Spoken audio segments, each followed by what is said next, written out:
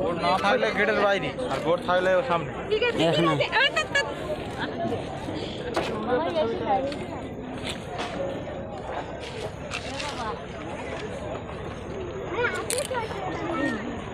এবার কারাই যাবি না? যাবি না বাবা, আন্তরে এদিকে এ ছর্দি এই ম্যাডাম ঢালাই যেদিকে দাঁড়িয়ে আছেন, দাঁড়িয়ে আছেন ম্যাডাম, আপনারা দাঁড়িয়ে থাকবেন। ওইটা ওই ম্যাডাম ঢালাই যেদিকে সাইডে যারা দাঁড়িয়ে আছেন বা বসে আছেন, আমাদের ঢালাই যেদিকে দু সাইডে কোনো রেলিংয়ের ব্যবস্থা নেই, তাই আপনাদেরকে অনুরোধ করছি আপনারা ওই জায়গা থেকে চলে আসুন।